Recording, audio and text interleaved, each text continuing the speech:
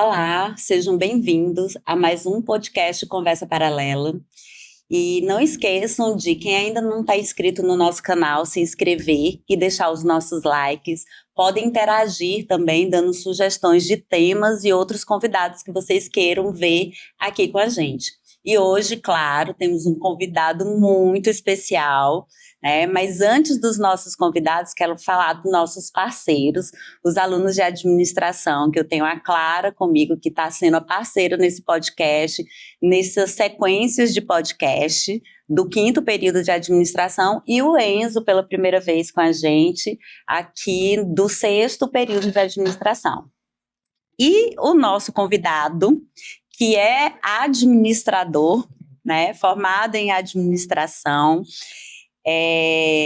natural de Pernambuco, fez administração na UNB, tem uma grande trajetória de empreendedorismo, liderança, inovação, acredita na educação democrática, conectada com o mundo real. E eu quero dar as boas-vindas ao nosso convidado de hoje, Rafael Lima. Olá. Seja bem-vindo. Obrigado, professora Silvia, para mim é um prazer. Obrigado, Maria, também pelo convite. Obrigado, Enzo, por estar aqui. Eu falei, tô bem em casa, que a gente está aqui entre administradores, tô dentro de casa. Para mim é um prazer conversar aqui com vocês sobre esse tema que para mim é tão rico. E a gente vai falar de gestão educacional. Não poderíamos trazer outra pessoa que é referência para a gente, não é isso? Com certeza. Tu tem uma atuação marcada por uma gestão de impacto, uma transformação organizacional gigantesca. Um grupo que tem um projeto educacional gigantesco aqui no Piauí. Então, eu vou começar essa entrevista voltando um pouco na tua vida, buscando um contexto, um marco pessoal teu. Eu quero perguntar da tua formação, do início da tua carreira, perguntar da tua trajetória profissional. A gente já falou um pouco antes de começar aqui. Estavam ansiosos já. A gente já entendeu um pouco. Mas eu quero saber, tu é de Pernambuco, tu passou por Brasília, tô sabendo um pouco de outros lugares que tu passou também. Mas, até de Londres, mas me fala um pouco de ti, do teu contexto pessoal. Eu sou pernambucano, como falei, sou o terceiro filho no casamento do pai e minha mãe, e aí tive uma vida em Recife, mas ali pequeno, com 9 anos já, mãe bancária, tudo, aí ela se mudou e foi para Florianópolis. Então foi isso, eu era meio nômade. Até a 7ª série eu nunca estudei mais de 3 anos em uma escola, eu ficava 2 anos na escola e mudava, 2 anos mudava. Então era desse jeito. E aí eu falo, mas aí começa a fazer parte que é o que todo mundo falava. Eu tinha muita facilidade de me adaptar e de fazer amigo. Porque eu realmente mudava de escola. Eu tinha os amigos da rua, né? Que a rua, graças a Deus, a gente não mudou. Então eu passei um ano em Florianópolis, voltei para Recife, aí fiquei mais 4 anos. E aí fui para Brasília. Aí sim, Brasília com 14 anos, e aí lá eu estudei 5 anos na escola, aí formei os amigos de escola, tudo lá, e eu acho que minha formação principal aí de final de fundamental, ensino médio e faculdade, estudei na UNB, em Brasília, e aí eu tinha as dúvidas, né, falei aqui com a professora, eram 3 cursos, na verdade, a sociologia, matemática e administração. Nossa! Eu tinha dúvidas, mas matemática era porque eu gostava da matéria. Apesar que a administração tem matemática, tem tudo, tem um pouco de tudo, né? Eu tentei juntar ali. E aí a UNB tem um projeto que é bacana, que ele permite os alunos de ensino médio de irem lá assistir aula como visitantes. Então eu fiz, no meu 3º ano, eu me lembro que eu ficava ali no 1º semestre, eu ia pelo menos uma vez por semana assistir uma aula de administração, assistir aula de sociologia e começava a ver como que era a dinâmica do curso, os alunos, tudo. Já fica aí uma dica para quem está na dúvida do curso, né? Exatamente. De a gente abrir, acho que o ICEB não tem problema de abrir as portas. A gente está de portas abertas. Quem quiser vir aqui, assistir a aula dos nossos cursos para tomar decisão. Eu acho que é muito bacana. Eu um curso desse jeito. O professor Tiago, ele me fez um convite para assistir uma aula dele de... Não me lembro. Era de, tipo, teoria da administração. Mas o professor Tiago, ele é tão democrático, ele é tão, assim, meu Deus, dá vontade, dá gosto de assistir todas as aulas dele, assim. que eu vim e eu fiquei encantada. Eu fiquei apaixonada. Se aí... você conseguiu se apaixonar por Taylor, então... É impressionante. Mas pronto, aí foi nisso, aí sim, decidi por administração, mas sempre com a cabeça de empreender. Eu tive muita vontade de empreender, tudo, aí entrei na UNB, aí falei aqui, tive um pouco de choque, a UNB, universidade muito tradicional, tudo, então, em algum momento ali do curso, é uma universidade fantástica, vivência fantástica, professores excelentes, muito voltado para pesquisa, extensão, tudo, e o empreendedorismo não estava tão claro, tão óbvio ali na administração. Aí foi aí que eu falei, dei uma pisada no freio ali, fiz o intercâmbio, fui para Londres, estudei, passei lá um ano refletindo tudo e voltei com o sonho que tinha me feito entrar. Falou, não, tenho que seguir o carreira de empreendedorismo. E eu não estava, nesses primeiros 4 semestres, eu não estava muito achando. Mas aí você falou da empresa Júnior, né? Eu também sou de empresa Júnior da Universidade Federal. E assim, traz uma experiência prática para a gente que é de administração. Então, como foi a empresa Júnior para você nesse período? Para mim, realmente foi a virada de chave. Ali, eu acho que assim, de administração adquiri muito conhecimento, mas a experiência, o trabalho, eu me lembro que eu voltei, quando eu voltei no intercâmbio, entrei direto na empresa Júnior, entrei como trainee, fui consultor, fui diretor, cheguei a ser presidente. E aí eu me lembro que teve um conselho muito importante, porque o aluno no final do curso de administração, ele começa a querer ver algum dinheiro, né? Exatamente. Você vê os colegas ali começando a ganhar algum dinheiro, tudo, e eu, caramba, ali na empresa Júnior, tudo na luta, e aí eu peguei e falei, conversei com meu pai. Aí foi a primeira vez que eu pedi meu pai é empresário, e aí eu falei, pai, é isso, surgiu o convite para virar presidente, mas poxa, mais um ano, sem ver nada de dinheiro todo. Aí ele falou, meu filho, quanto que é que paga um estágio desse aí para você, tudinho, não? Aí eu peguei e falei, é X. Aí, eu acho que era 500, 600 reais, era bem pouquinho. Mas para época falou, não era pouquinho, não. Aí ele pegou e falou assim, não, filho, eu lhe ajudo nesse estágio, mas ele falou, não, nenhum estágio que você vai fazer não vão te dar a oportunidade de liderar uma empresa de 60 pessoas. E como meu pai foi empresário da época que ele era empresário, ele, 2 sócios, só tinha uns 3. Chegou a empresa de umas 130, 150 pessoas, uma empresa grande, ele falou, meu filho, ele era do financeiro, ele falou, fazer o financeiro de uma empresa de 10, 20, 50, 100 pessoas, não muda nada. É a mesma coisa, porque é os zeros, é o estresse e tudo, mas o trabalho em si é o mesmo, é conciliação bancária, pagar conta, fornecedor e tal. Não tem, muda as quantidades. Agora, a experiência de gerir pessoas, aí ele falou, essa não tem. Ele falou, uma coisa é 5 pessoas, outra coisa é 10, outra coisa é 50, outra coisa é 120. Ele falou, a complexidade está aí. Então ele falou assim, não tenha dúvida, siga esse caminho, que eu acho que ele sempre foi muito focado, tem que desenvolver e depois vai o dinheiro, eu acho que é correto, é assim que a gente tem que pensar. Então ele falou, vá para essa experiência e faça isso. Então assim, para mim eu participava do MEG, né, do movimento, empresa Júnior, vice-presidente da associação nacional que tinha, né, Brasil Júnior, a gente chegou a apresentar case da nossa empresa Júnior, era a DIM, a empresa Júnior, a gente chegou a apresentar case em Paris de um projeto que a gente fez de gestão da qualidade na época lá. Então assim, eu realmente sou um fã e um entusiasta da empresa Júnior. Acho que agrega demais, assim, tanto de maturidade quanto gerir, que é gente jovem, afim. E outro dia eu vi alguém falando isso. Você identifica numa pessoa quando ele trabalhou sem receber nada por alguma causa ali específica. E se a causa é a sua própria formação, então você fala se tem essa pessoa em algum momento ele deu uma relevância muito grande para aquilo que é importante para ele. E aí, a partir daí eu comecei minha carreira. E eu falo assim, quando falo que fui empreendedor, eu fui de tudo. Eu tive já corretora de seguro, farmácia, a primeira farmácia online do Brasil foi eu que montei lá em Brasília. E eu falo, pessoal, aí foi a primeira oportunidade que eu perdi, que eu falo assim, de não arriscar. A gente tinha receio. Então, não me endividei e a gente vendeu a farmácia, tudo bem, vendemos, ganhamos um dinheiro ali legal, tudo, mas a gente poderia ter um negócio gigantesco, porque era a primeira. O cara que comprou da gente, ele sim fez um negócio gigante disso aí, mas por causa justamente do medo ali, de colocar o capital, pegar emprestado e tal. A questão da experiência também, exatamente. Né? Hoje então, você assim, tem uma outra visão, total, hoje você arriscaria total. mesmo sendo inédito. Isso, hoje você...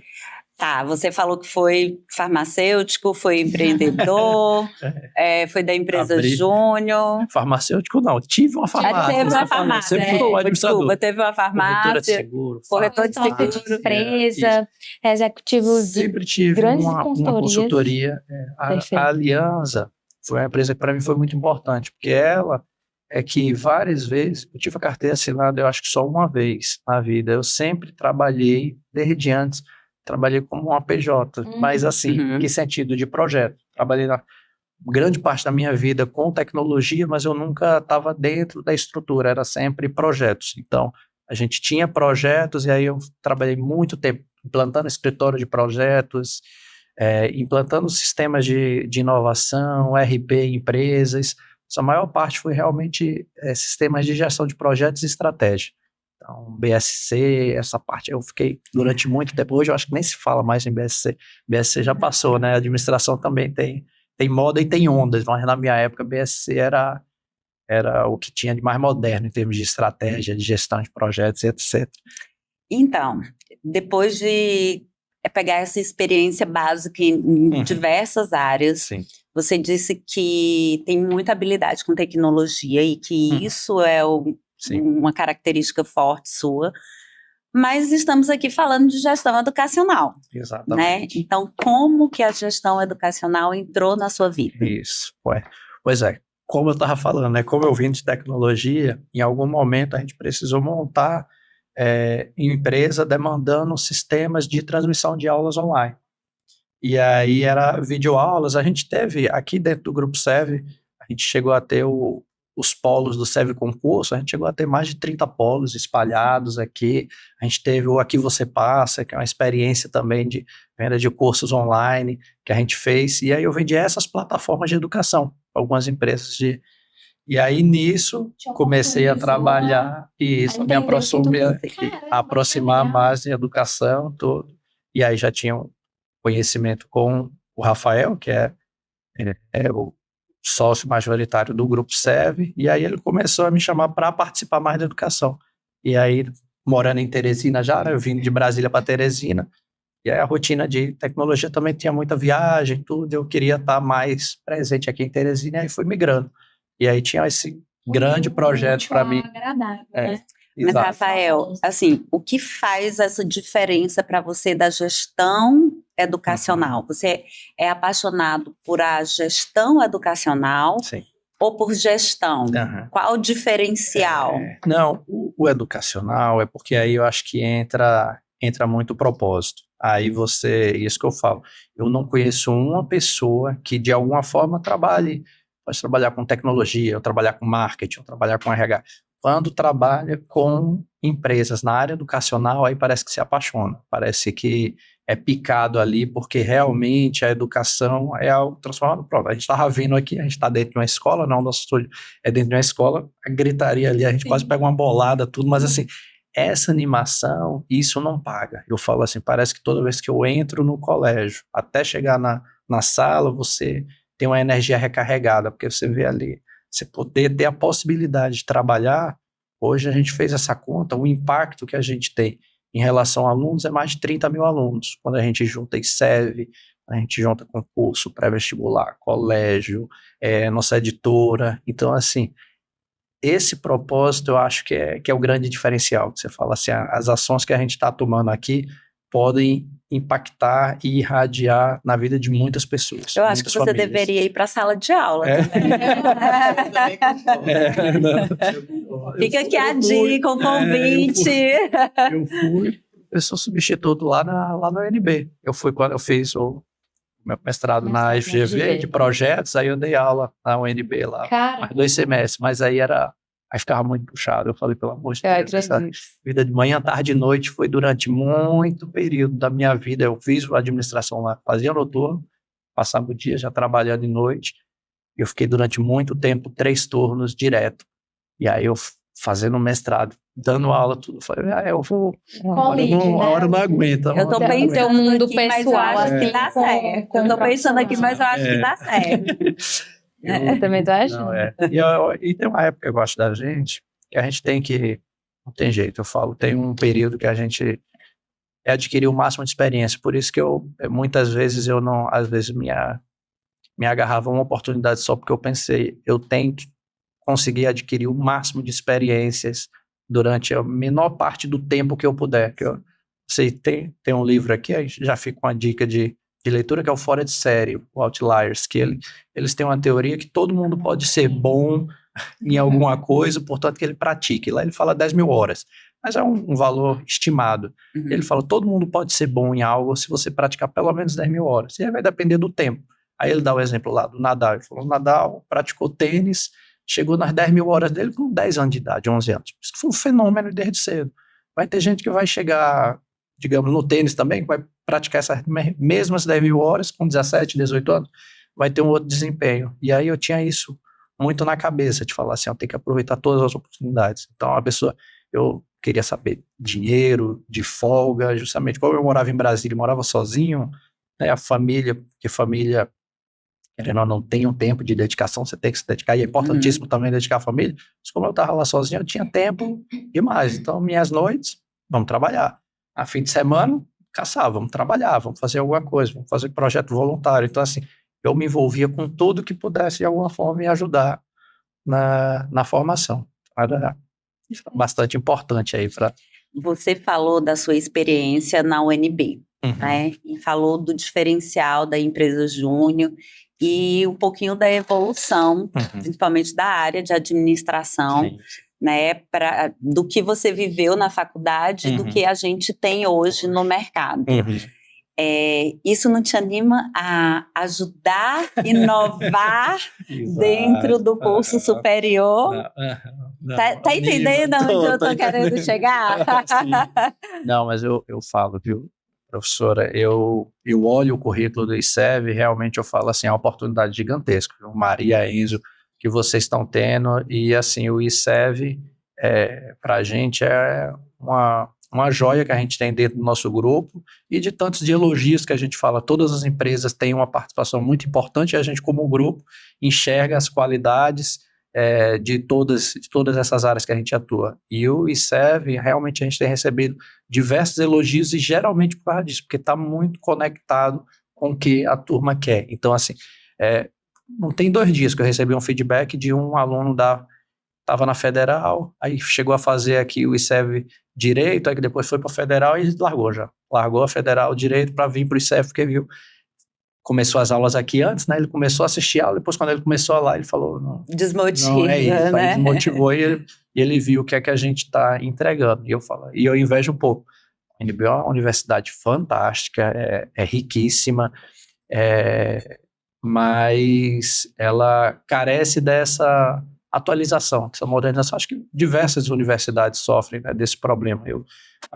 Hoje, outro dia, a gente, no grupo, né, a gente tem os grupos hoje ainda de ex-alunos, tudo, e o pessoal colocou o currículo ainda da administração, é impressionante. O currículo ainda é um currículo de 88, parece. A grade curricular. Então, assim, aí eles têm umas disciplinas lá que tem as optativas, né, que aí tem aí colocam o empreendedorismo, IA e tudo, mas ainda o currículo, o básico ali, ainda que era 180 horas, a gente lembro que era 220 créditos para formar, 180 era obrigatória. Das obrigatórias, ainda tinha, vou te falar, e estamos falando das melhores universidades do país, né? Exatamente. Mas isso em todas as áreas, é uma questão de universidade mesmo. Por isso que as faculdades, elas estão um pouco ganhar, porque elas têm maior flexibilidade, maior rapidez, né? Elas conseguem fazer essa mudança. Você vê que até os professores, eles tentam se atualizar no tema, né? Porque os professores, os professores são excelentes, então eles tentam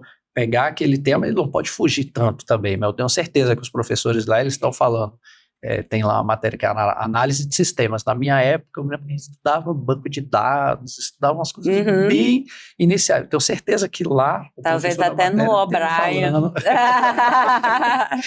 Ele deve estar falando de IA, deve estar falando das tecnologias novas, mas ele ainda tem que seguir ali o currículo que está um pouco antigo. Mas isso é uma coisa que, não só na administração, mas principalmente na educação, puxando aqui para a nossa sardinha novamente, mas é porque é o exemplo prático que eu tenho para oferecer. Sim. Não é só na nossa grade que a gente tenta inovar, é o perfil do nosso professor. Eu continuo fazendo análise aqui do perfil do professor, tá? É o perfil do professor que a gente quer trazer para o ICEV. A gente não tem aquele professor que é profissional, professor profissional. Eu preciso do professor que tenha prática, né, para que ele tenha experiência de mercado para passar isso pro aluno. Exato. Então, isso faz o diferencial, isso faz com que ele traga para a sala de aula algo diferente. O ICEV nos oportuniza muitas coisas. A gente tem visitas extremamente enriquecedoras. Isso. Qual foi a nossa última visita, Enzo? Foi para o Grupo Vanguarda, um grupo gigantesco. E assim, grandes personalidades próximas da gente, que nos entregam cases, que nos entregam experiência, que fazem essa troca com a gente de uma forma muito direta e muito próxima, entende? Então assim, você tá falando assim da UNB de uma maneira muito conservadora, claro, uma grande universidade, muito conceituada no país inteiro, sabemos, mas... Eu fiz o vestibular da UNB, tive a oportunidade de passar, eu fui para arquitetura. Na minha época, meu Deus, um dia desses, eu falando, oh meu Deus. Mas assim, eu reconheço o ICEV como uma faculdade de extrema modernidade, assim, é muito importante para a minha formação, extremamente. E do mesmo jeito que você falou, a gente estava falando aqui, né, para escolher o curso superior, você teve a oportunidade de assistir aula como aluno visitante. Essas visitas que vocês fazem, eu tenho certeza que ajudam vocês a escolher também a formação de vocês. Então, é uma forma, do mesmo jeito que do ensino, escola, educação básica ali, para o superior tem essa ponte que a gente pode fazer, da faculdade para o mercado de trabalho, que também é uma ponte, também eu acho que essas visitas que o ICEV promove, tudo é um excelente instrumento que vocês têm para poder conhecer, aproximar as empresas. Inclusive, que a maior diferença nossa é justamente essa, porque querendo ou não, o nosso curso de administração, ele é um pouco teórico, né? Então, quando você consegue pegar um curso desse, tornar ele um pouco mais prático, você realmente agrega muito valor ao acadêmico ali, né? Exato. O ICEV proporciona muito isso, não só com as visitas, mas também muitas atividades fora da sala de aula, né? Que a gente faz, muitas palestras extras também que a faculdade proporciona pra gente. O congresso da gente também proporciona muito. Incrível, a oportunidade da gente ser coordenador do DNT, que o Enzo é um dos coordenadores, eu sou uma das monitoras do DNT, e a gente está participando aqui. Não, eu posso citar em números, o ICEV te leva, eu acho um absurdo. Que bom, Ian. E o que eu penso que o ICEV, a gente tem uma missão grande, porque tem algumas empresas, a gente sabe no mercado, que meio que se não desistiram formalmente, mas elas demonstram que estão desistindo do ensino superior, que é porque estão montando as suas próprias faculdades.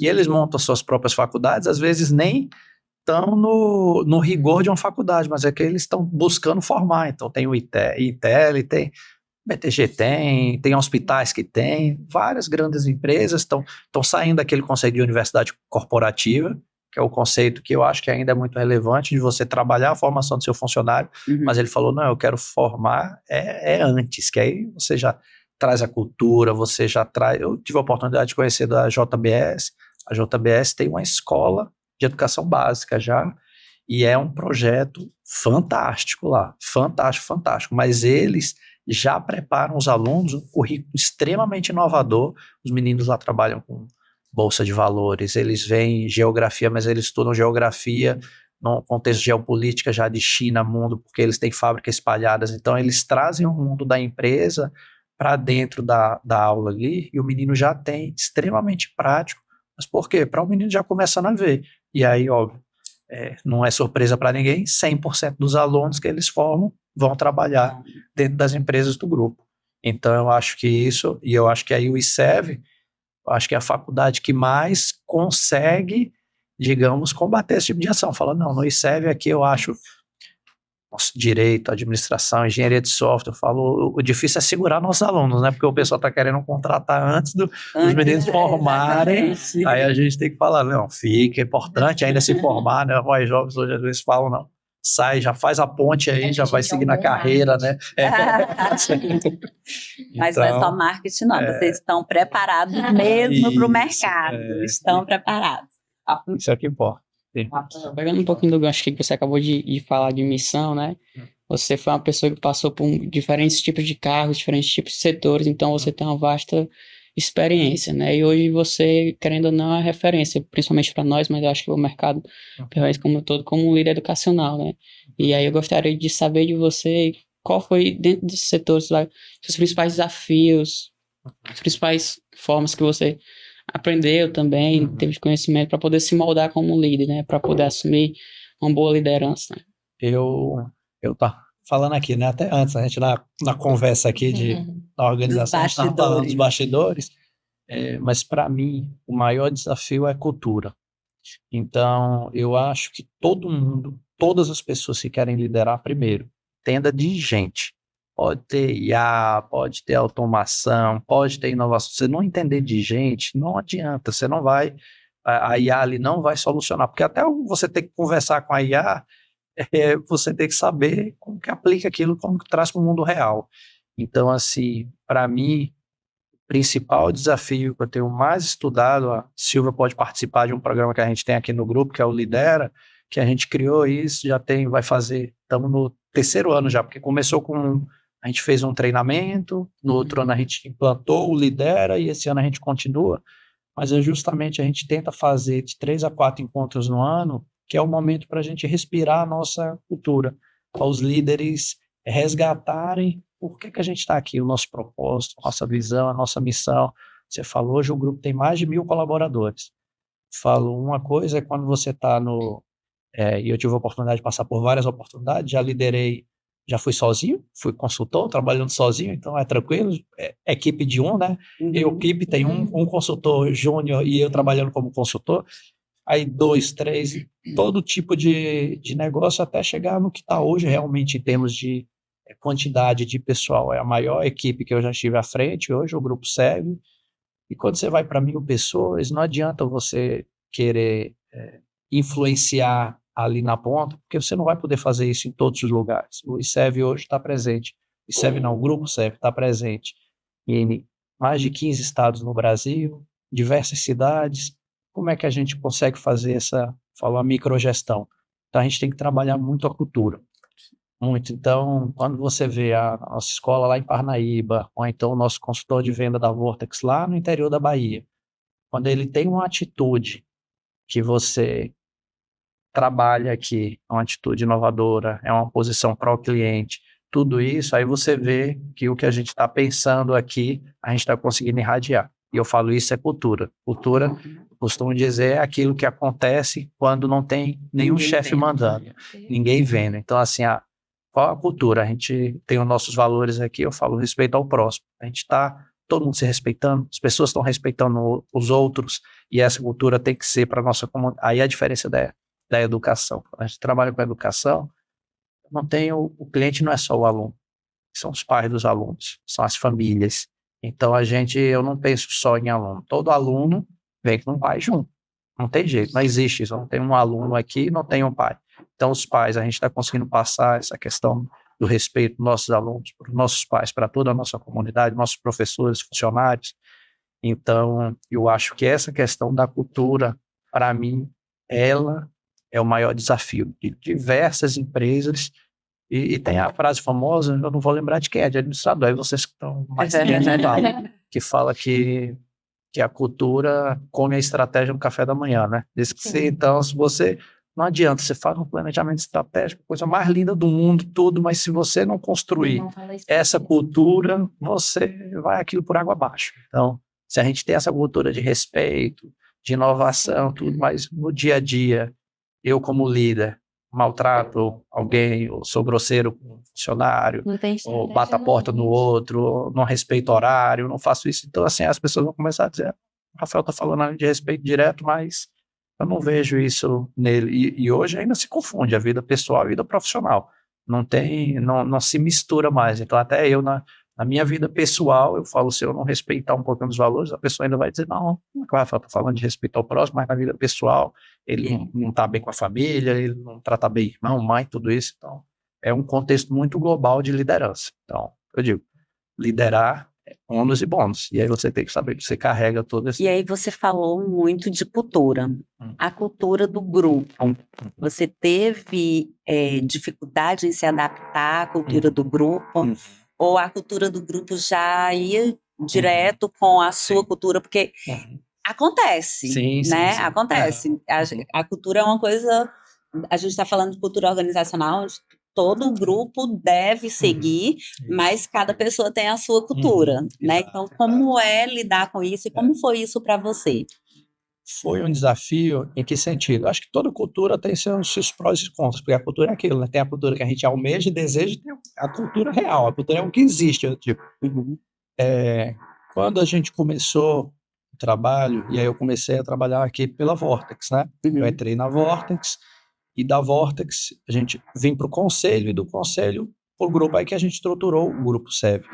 Então as empresas elas eram separadas, então a gente tinha a forma como o Grupo SEV cresceu, as empresas eram tratadas individualmente. Então, a gente tinha a faculdade, tinha o seu caminho, o colégio tinha o seu caminho, o pré-vestibular tinha o seu caminho, o concurso tinha o seu caminho, e aí a minha missão foi justamente de integrar essas culturas. E aí sim é um desafio. Porque hoje, e mesmo assim, porque a gente tem que preservar o DNA de cada um. Eu não quero de jeito nenhum. O ICEV tem o seu DNA, tem a sua forma. A cultura do CEV, ela não pode sobrepor a todos, porque os negócios têm culturas distintas. E é importante que tenham a sua identidade. Então, o maior desafio, e eu acho que esse desafio ele existe até hoje, é justamente disso. A nossa cultura de educação é transformar a vida das pessoas. Esse é o nosso sonho como grupo. Isso se encaixa em todas as nossas empresas.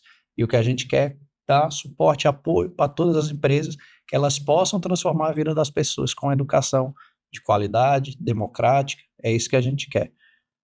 E aí o desafio é justamente de entender isso, de saber a medida certa, de não se intrometer ali na empresa, Respeitar o limite. mas também fazer com que ela compreenda qual é a cultura que a gente tem como um grupo.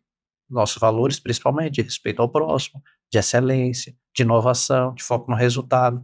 Então, entender e a gente conseguir conciliar esses valores, principalmente, é a nossa missão. De uma forma produtiva, né? Exato. Eu acho que esse é um grande desafio, é preservar ali o DNA, mas saber que o grupo tem que ter um DNA mais forte que agrega a todos. Você falou que o grupo tem hoje aproximadamente 1.000 funcionários ou mais de 1.000 funcionários. Mais de 1.000 e pouco. A última reunião do grupo de líderes, do Lidera, tinha mais, ali tem o quê? Uns 120 líderes? Não chega a 120 não, então entre 70 e 80 70 e 80 líderes. líderes. Isso. Cada um com um pensamento, cada um com uma cultura, cada um fazendo parte de uma empresa, com responsabilidades distintas.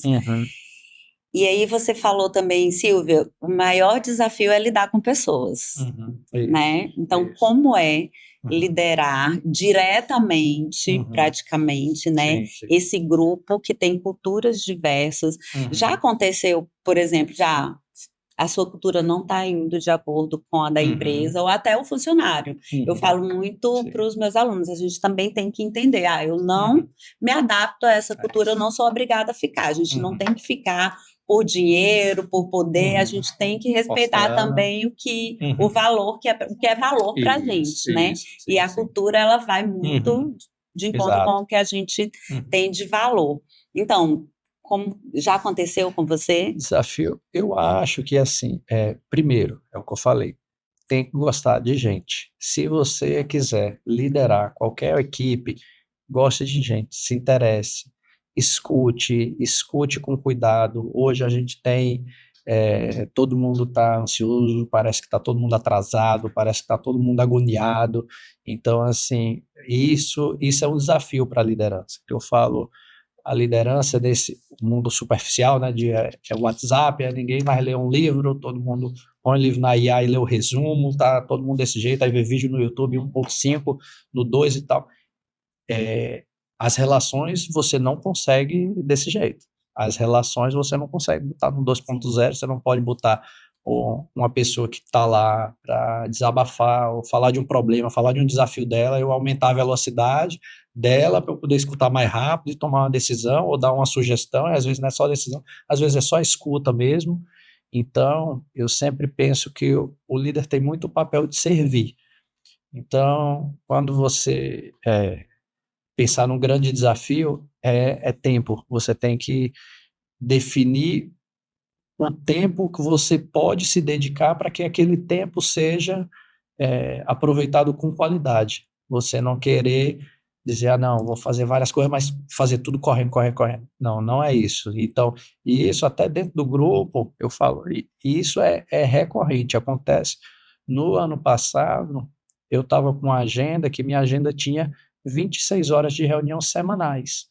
Então, eu começava uma semana já com 26 horas ocupadas. E eu falei assim, tá difícil para mim suportar. Então, eu falei, aí sentei com a equipe toda, eu falei, rapaz, ó, isso aqui vai tu sozinho aqui, começar a delegar. E não era centralização. Quem me conhece sabe que eu sou zero centralizador, mas era realmente de assuntos importantes, relevantes e que eu queria estar ali ajudando. E só que nisso, às vezes, você pode até abafar uma liderança, porque às vezes eu estando na reunião, aí uma pessoa que poderia ali ter um papel mais de protagonismo, ela não tem porque fica esperando que eu assuma esse papel. Então, aí esse ano diminuiu, acho que pela metade, eu começo a semana, eu falo assim, beleza, eu pelo menos respiro para ter uma autonomia, ter mais liberdade, que eu falei assim, não, a minha agenda estava tomada de reunião, mas é porque eu eu dou muito valor a esse acompanhamento. Então, assim, as reuniões que eu tinha semanais de equipe, eu passei para quinzenal, falei com ele, falei, tá tudo bem, meu WhatsApp tá aqui, eu tô aqui, você tá me vendo, se precisar, eu tô aqui do lado tudinho, mas assim, vou marcar nossa conversa semanal para poder, quinzenal, quer dizer, para a gente poder respirar, e até eu acho que a pressão, porque quando sempre tem que apresentar algum resultado também, às vezes eu acho que pode até dar alguma pressão no próprio time. Então, esse é um grande desafio, é de você ter tempo de qualidade, se dedicar e conhecer bem o que é que a sua equipe ali diretamente tá executando. Mas esse é um grande desafio. E vamos mudar de assunto e continuar no mesmo, falando Sim. de propósito. Uhum. O que é que você tem em mente aí para as mudanças de mercado, pensando no Grupo SEV? O que é que vem de novo aí? Quais são os novos desafios do grupo? O grupo SEV, ele é eu falo que nós somos o maior grupo do Brasil em termos educacionais, e eu falo maior em que sentido? Nós somos quem mais oferece tipo de ensino, e a gente acredita fielmente nisso aqui. Os grandes grupos resolveram se fatiarem. Então, tem o pessoal de ensino superior, tem o pessoal de editora, tem o pessoal de colégio e editora. Tinha até o grande grupo que tinha, mas eles, para você ver, tinham dois grandes grupos que tinham editora e colégio. Os dois trocaram. O que tinha teve um que ficou com todos os colégios e o outro ficou com todo o material. E eles fizeram isso. Então, assim, o pessoal escolhe se especializar muito. E o que a gente acredita muito é no ensino integrado, principalmente quando eu vejo uma IA dessa, tudo isso acontecendo, tem muitas coisas, o que a gente fez, o SEV Ativo, funciona para o ensino superior também, por que não pode funcionar também para o nosso concurso, por que não pode funcionar para uma escola técnica que a gente está pensando em montar?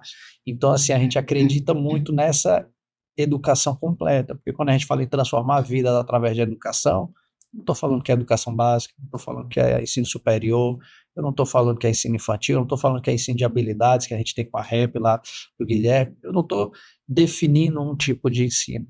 Então, assim, o nosso maior propósito é a gente conseguir realmente continuar e crescer esse nosso sonho. Porque eu falo assim, o Grupo SEV já foi muito assediado em termos de E valorização não passa 5 meses sem vir uma pessoa interessada. Esses fundos querendo comprar tudo.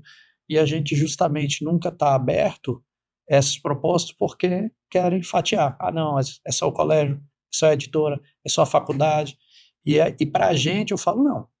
Ou entra junto do nosso sonho e a gente cresce todo mundo junto, a gente fala com plataforma de educação, ou não pode, porque vai tirar uma perna minha. Eu falo, eu enxergo tudo em conjunto, todos são complementares. Então, falar, vai tirar o pré-vestibular, não, aí vai faltar um pedaço aqui na parte de educação. Tanto que as áreas que faltam, eu falo ensino das habilidades, a gente trouxe a REP, aí eu sinto falta hoje o ensino técnico. Eu acho que a gente não tem um ensino técnico, né? A gente tem os tecnólogos que o ICEV está fazendo, mas tem um outro tipo de currículo de técnico mesmo, que aí eu acho que não cabe ao ICEV, e aí a gente está pensando, estamos montando um plano de negócio para pensar nessa área, que eu acho que ela é gigante também, tem muito mercado. Então, assim, eu tenho muito esse sonho, esse propósito de realmente impactar grandemente a educação, e principalmente saindo do Piauí, que é uma coisa fácil de você levar para o Brasil inteiro vindo do Piauí, que já é um estado reconhecidamente com a educação de qualidade. Isso não tem dúvida, que a gente, pela editora que a gente espalha o nosso conhecimento aqui do Piauí para o resto do país, e pela editora a gente vê que o reconhecimento de qualidade a gente não tem barreira. Quando a gente fala que somos uma escola, uma editora aqui do Piauí, o pessoal já reconhece que o Piauí tem um ensino de qualidade. Isso para a gente é um orgulho grande também poder levar o nome do Piauí aí para o Brasil. Perfeito. Assim, eu acho que a gente já perguntou de tudo para ti, quanto a isso de novas demandas, de transformações digitais. Tu quer muito aliar a IA, né? A gente fala muito sobre digital, mas a gente também falou muito sobre pessoas, sobre cultura organizacional.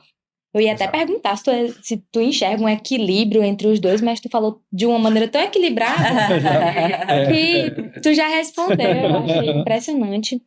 Muito bacana como tu alia inovação com propósito. Foi muito interessante enxergar essa tua experiência. Nossa. É interessante também ver como tu pensa no futuro da educação de uma maneira integrada, principalmente aqui dentro do nosso estado, vendo que não tem barreira, enxergando o Grupo SEV como um grande grupo, pensando desde o básico até um tecnólogo, vendo a REP, né, do Guilherme. Muito bacana. E agora a gente, como estudante, pensa nessa... Sempre tem essa parte, né, no final de um podcast, de dicas e reflexões para estudantes, que, assim, pessoas que desejam liderar desde o início de uma maneira... um propósito, que você claramente tem um propósito muito... muito claro, muito definido. É muito forte isso em ti desde o início, sabe? O que é que tu diria desde cedo para uma pessoa? Porque, por exemplo, no backstage aqui, tu fala pra gente que vocês já sabem o que querem. Vocês no 5º período já sabem. Eu não sabia. Mas assim... Eu não sabia que era assim, que eu já sabia. Já sabia. Talvez eu nem saiba. Tu descobriu de uma maneira muito, vamos dizer que foi aleatória, né? E talvez a gente ainda descubra um outro propósito nas nossas vidas. O Enzo trabalha com educação, por isso que ele tá aqui com a gente, com um grande gestor, né? Uma grande referência, exatamente. Olhando para tudo que tu viveu até aqui, enfim, o que é que tu diria para nós, estudantes de administração e nossos telespectadores? Eu acho que foi uma coisa que me ajudou, né, que eu tinha falado lá no início. Aproveitem todas as oportunidades de conhecimento. Não pensem em cargo, não pensem em dinheiro. Tudo isso, para mim, em início de carreira, ele prejudica, porque ele tira um pouco o foco do que é importante, relevante. E eu acho que nesse período que a gente está ali começando a obter, o mais importante é bagagem.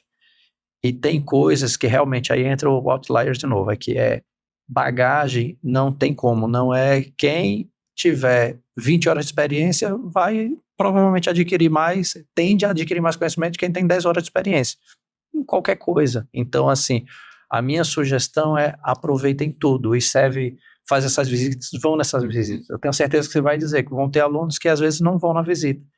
Ele não sabe a oportunidade que ele está perdendo. É isso que eu estou querendo dizer.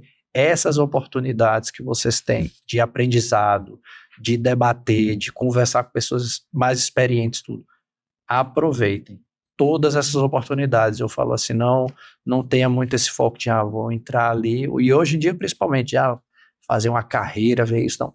Veja oportunidades. Oportunidades seja trabalho voluntário, é empresa júnior, é abrir um novo negócio, mesmo você falou que já está empreendendo tudo, assim, aproveite, faça isso agora e se dedique. Vá com gosto de gás também, porque a gente não pode ir de uma forma dizendo, e se eu tivesse feito?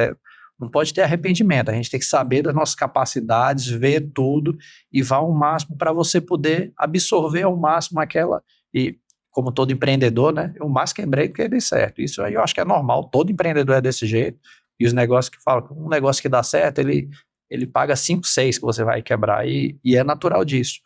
E geralmente os que quebram te ensinam muito mais do que os que dão certo. Isso aí, porque você fala, não, isso aqui eu não vou cometer mais, isso aqui foi uma falha grave aqui, insistir nisso aqui não vai mais. Então, assim, até isso, e as pessoas, e aqui no Brasil a gente tem uma cultura muito forte do quebrar, né, de medo, mas agora que bom, o pessoal tá falando mais, né, sobre fragilidade. A Brené Brown aí, tem um monte falando de vulnerabilidade e tudo, então a gente está mais tranquilo quanto a isso. Mas eu falo assim, tem essas experiências, porque até as experiências que são ruins, elas são importantes para a gente saber talvez o que a gente não quer, porque também nos ajuda a saber o que a gente não quer, que eu falo, porque é difícil achar o nosso propósito, achar a nossa vocação, tudo isso, mas às vezes... Cara, você fez eu me lembro que uma das estratégias de vestibular é essa, né? Na UNB eu me lembro que eu fazia muito assim. 20 questões, às vezes não responde, às vezes não, né? Não responder é melhor do que assim. Exato. E você vai às vezes anulando as que você tem certeza que são erradas. E aí você vai. Então eu acho que isso é importante, assim. Aproveitem todas as experiências, façam o mais. Não é o momento de, digamos, se aproveitar em algum status. Porque tem gente que às vezes da sua idade vai dizer, montei um negócio e o negócio está super certo, e você vai dizer, poxa, bacana, tô bem aqui e tal.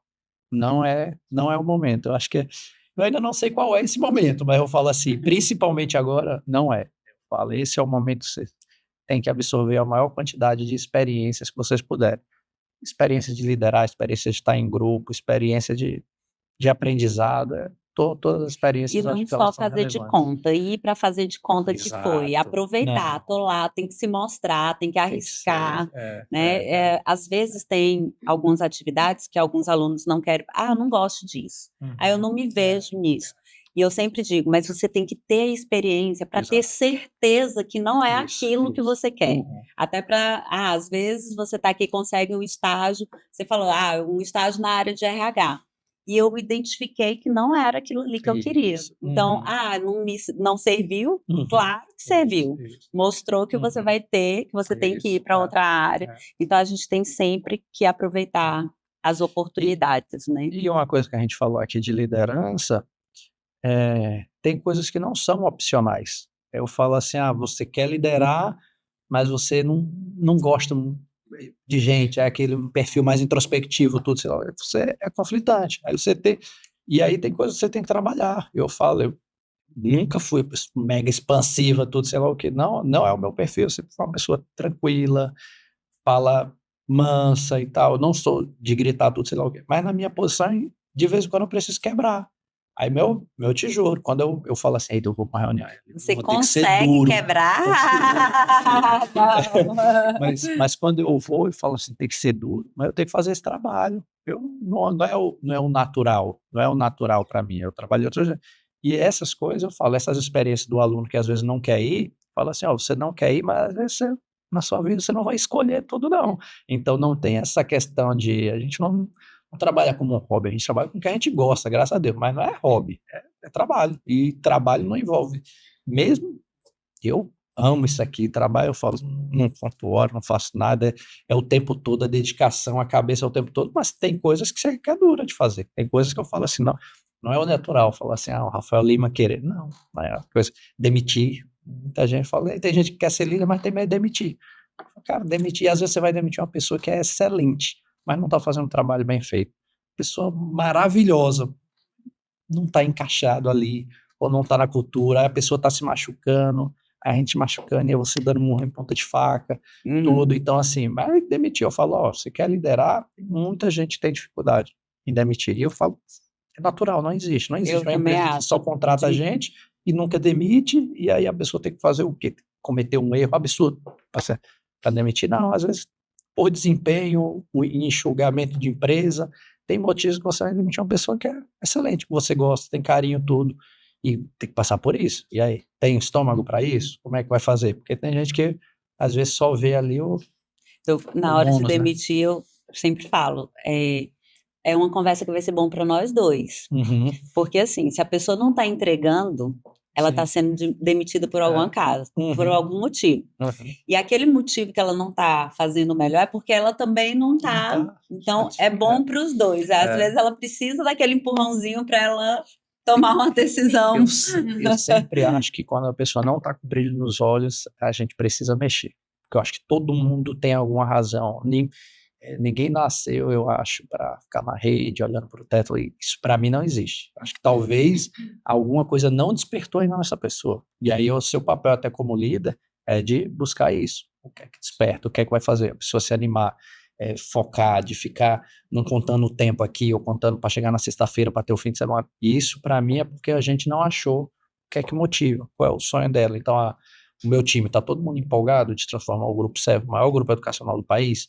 Então, se você não tiver empolgado, motivado e acreditar nisso, você ainda não entendeu. Então, tá bom, a gente vai carregando ali, mas em algum momento você não vai suportar. Porque, eu falo, a cultura, a estratégia, tudo, a gente envolve uma quantidade de gente.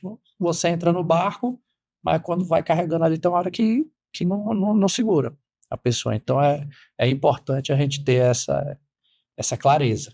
Acho que Justamente o que você falou desde cedo, né? Você prioriza muito a cultura dentro da sua empresa e você faz com que todos os seus colaboradores tentam seguir aquela cultura, né?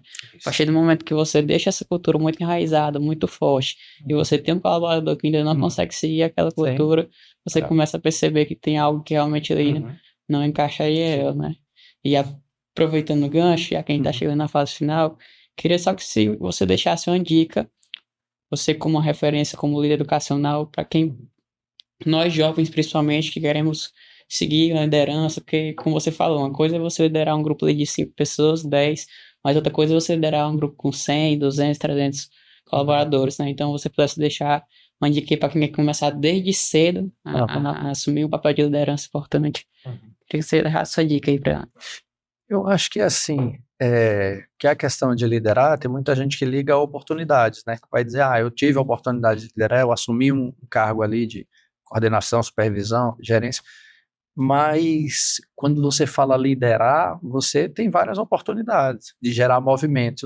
Agora, a minha esposa, a Débora, ela criou um grupo de corrida, e aí para mim é uma loucura, e para mim é uma das maiores lições de liderança, que eu falo assim, ela não paga ninguém para estar lá, ninguém paga, várias pessoas têm um propósito que correm, mas participar de um grupo vai ter corrido, acho, esse fim de semana, tudo. E aí junta 400, 500 pessoas, aí é só mulheres, né, garotas que correm o nome, tudo, aí foi a especificidade, o objetivo que ela escolheu, mas para mim isso é um exemplo claro de liderança e que não tem nenhuma, digamos assim, ninguém a nomeou, ela não foi colocada por ninguém, não é um cargo que ela tem, nada. Ela falou, vamos juntar um grupo de pessoas aqui com um propósito comum e vamos fazer alguma ação? Pode ser uma ação voluntária, pode ser... Eu lembro que eu falava assim, e eu falo isso pro pessoal, falo, rapaz, eu adoro jogar bola, não tô jogando mais para questões físicas, mas eu falo, mas organizar um jogo de futebol com o pessoal da minha faixa etária já, dos 40, tudo, é organizar uma festa, porque realmente é muita gente envolvida, reserva campo, aí vai, eu falei, não, eu vou viajar, eu não vou isso. Então, isso é a dinâmica, eu falo, rapaz, até isso é liderança para mim. Eu fiz parte da UNB, eu fazia parte do centro acadêmico também, eu era responsável por eventos lá. Aí, óbvio que era eventos, era festa, né? Eventos não era acadêmico, naquele momento de início de curso, era fazer festa. E eu me lembro que mas para mim, era uma super... eu tratava aquilo como aprendizado. Para mim, eu estava aprendendo ali logística, estava aprendendo vendas, estava aprendendo a liderar com a equipe que organizava no dia a dia os eventos, tudo, e como geralmente os eventos lá, as festas, eram para toda a administração, era muita gente envolvida, venda ingresso, tudo. Então, todas essas oportunidades são oportunidades que você tem para liderar. Às vezes, num pequeno, vocês estão fazendo aqui no DNT. De alguma forma, você está trabalhando ali a liderança. Então, o que eu vejo enxerguem essas pequenas oportunidades que a gente tem para trabalhar a liderança. Você vai começar a ver, vai precisar entender de gente. E assim, não, o Enzo tá falando isso, mas ele é nosso líder de turma desde o início. E a gente não quer que ele saia por nada. Ele é o melhor líder de turma que já teve. Ave Maria. É aqui de gestor para gestor. Essa liderança. É de líder para líder. Você está tendo essa experiência. Eu acho que e é todo mundo, às vezes, enxergar. E aí você não pode se esconder. Isso que a professora Silvia falou. Então, tem gente que às vezes se esconde das oportunidades. E quem já tem clareza de um papel de liderança, aí eu acho que pode buscar. Tem que buscar, porque eu acho que tem como a gente enxergar ali e criar algum papel. Não, falou, não, vou criar isso aqui. O grupo de corrida na minha esposa que eu dei foi um exemplo, mas às vezes pode ser na igreja, pode ser na família, pode ser com um grupo de amigos. Em vários locais tem como você ter essa liderança. E até para você testar, porque eu falo assim, eu tenho uma irmã que é muito pilhada a tudo, aí que ela organiza as coisas da família. Eu falo, meu Deus do céu, eu não organizaria nunca um amigo secreto de Natal lá da minha família. Eu não organizaria. Porque tem a tia que não tem um e-mail, aí você tem que criar o e-mail. Desafio. Aí você entende que aquilo ali é o funcionário seu que não vai saber a atividade, você vai ter que pegar na mão e fazer. A tia que não sabe criar o e-mail, aí tem um sobrinho que não tem idade, mas vai participar do Amigo Oculto, mas não tem e-mail ainda, porque eu não tenho 3 anos, aí tem que dar o jeito, então tem que ser criativo. Não, então eu vou ter que criar um e-mail. Não, alguém tem um e-mail aí secundário, põe para a mãe. Então, assim, essa experiência, até organizar um Amigo Oculto de Natal, para mim, era uma experiência de liderança, e você tem como fazer analogias com a vida corporativa, tudo que você tem. Então, eu acho que o que você está fazendo lá na turma, e que bom que você está ótimo, então, no papel, porque 6 semestres aí como líder de turma e continua sendo o querido lá, então você está indo bem nessa experiência aí. Então, vamos finalizando. Tá bom. Considerações finais. Enzo, quer falar alguma coisa ainda? Fazer alguma pergunta? Só agradecer pra gente, principalmente que é a Academia de Administração, uma conversa dessa aqui é muito valiosa, agrega muito pra gente, então muito obrigado por ter aceitado o convite, professora Silvia, minha amiga Maria Clara. Também parabenizar, porque como eu disse, eu tenho essa vontade de ser líder, né, de liderar um grupo. Só que eu sei que realmente também não é fácil, porque como você disse, tem que gostar de gente, tem que realmente poder estar ali acompanhando e tudo. E às vezes você também tem uma dificuldade muito grande de conciliar o pessoal com também o profissional. E você hoje, querendo ou não, é uma referência para a gente, tanto como gestor educacional, na parte realmente da educação, como também na parte do grupo SEV empresarial, né? Então, acho que é isso. Muito obrigado. Claro.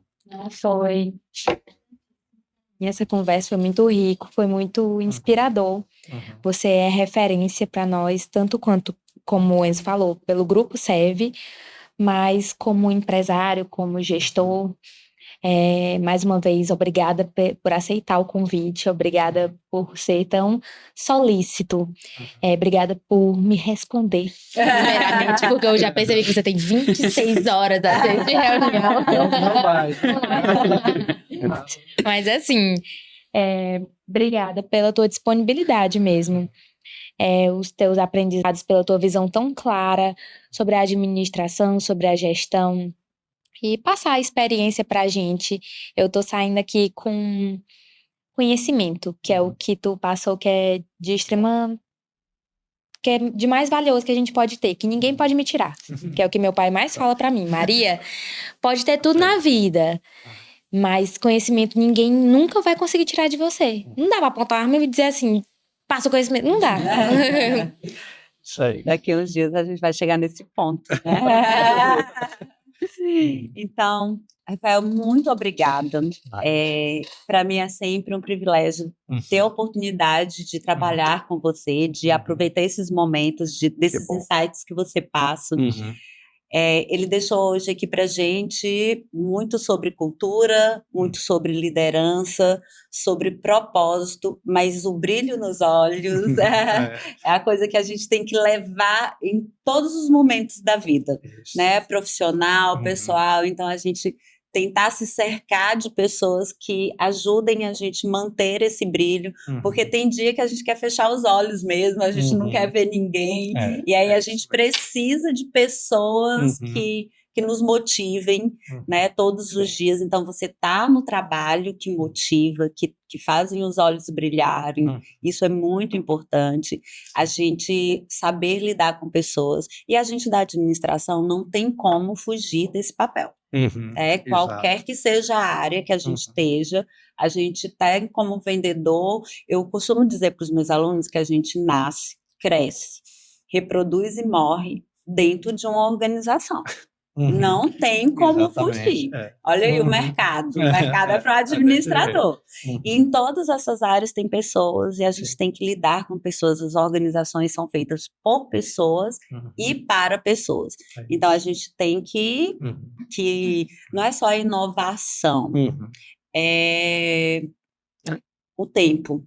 O tempo, como você falou, de dedicar para as pessoas, de ouvir. Às vezes tem um cliente da gente que entra ali e que a gente ouviu e a gente vai manter aquele cliente por anos. Só porque naquele momento teve alguém que escutou o que ele queria, deu atenção. Né? Porque às vezes a gente entra, eu quero um sorvete, quero uma casquinha, a pessoa vem e entrega no copinho, ou seja, não estava prestando atenção em você, queria vender, queria lhe entregar, queria lhe despachar, né? E aí está o diferencial de administrar sabendo lidar com pessoas, né? Entendendo que são pessoas que cada um tem, nem todo mundo está no seu dia bom, né? Mas que a gente tem que estar preparado para isso todos os dias. Mesmo que a gente não esteja nos nossos dias bons, né? Não seja dos melhores dias.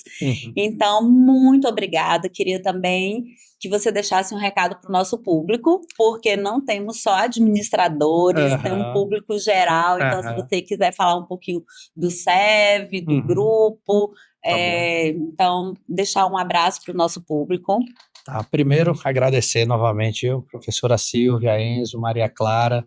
Para mim, é um prazer enorme poder compartilhar, aí, principalmente com todo o público, principalmente com administradores, tudo que eu acho que é um curso que tem aumentado muito a responsabilidade dentro das empresas, que a gente via administrador, às vezes o pessoal falava, porque pode ser marketing, RH, pode ser várias coisas, e o pessoal não identificava o que é que um administrador faz, e eu acho que cada vez mais está se consolidando, e o pessoal enxergando a real necessidade do que é que um administrador é capaz e pode fazer pelas organizações.